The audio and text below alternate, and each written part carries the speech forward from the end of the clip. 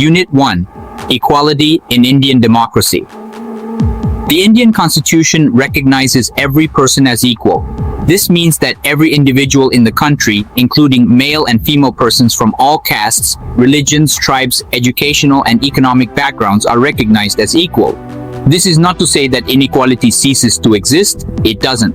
But at least in democratic India, the principle of the equality of all persons is recognized. While earlier no law existed to protect people from discrimination and ill treatment, now there are several that work to see that people are treated with dignity and as equals. This recognition of equality includes some of the following provisions in the Constitution.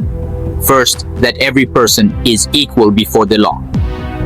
What this means is that every person, from the president of the country to Kanta, a domestic worker, has to obey the same laws.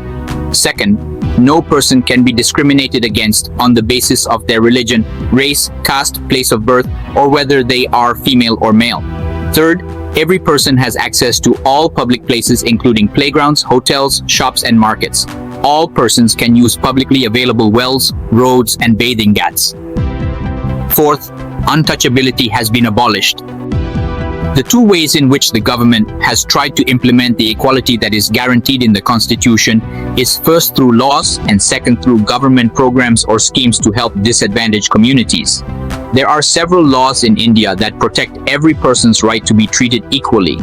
In addition to laws, the government has also set up several schemes to improve the lives of communities and individuals who have been treated unequally for several centuries.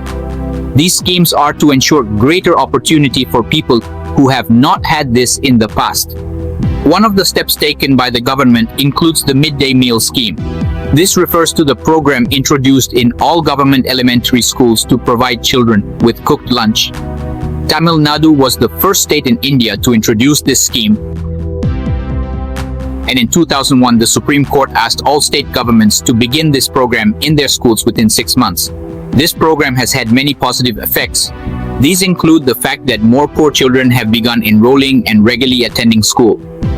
Teachers reported that earlier children would often go home for lunch and then not return to school, but now with the midday meal being provided in school, their attendance has improved.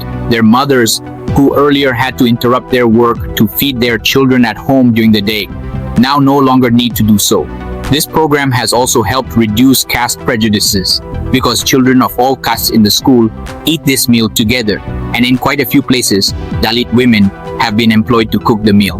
The midday meal program also helps reduce the hunger of poor students who often come to school and cannot concentrate because their stomachs are empty. While government programs play an important role in increasing equality of opportunity, there is much that still needs to be done. While the midday meal program has helped increase the enrollment and attendance of poor children in school, there continues to be big differences in our country between schools that the rich attend and those that the poor attend.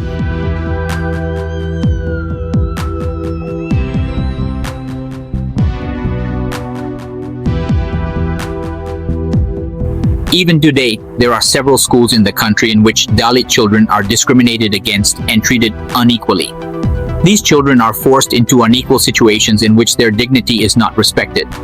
This is because people refuse to think of them as equal, even though the law requires it. One of the main reasons for this is that attitudes change very slowly. Even though persons are aware that discrimination is against the law, they continue to treat people unequally on the basis of their caste, religion, disability, economic status, and because they are women. It is only when people begin to believe that no one is inferior and that every person deserves to be treated with dignity that present attitudes can change. Establishing equality in a democratic society is a continuous struggle.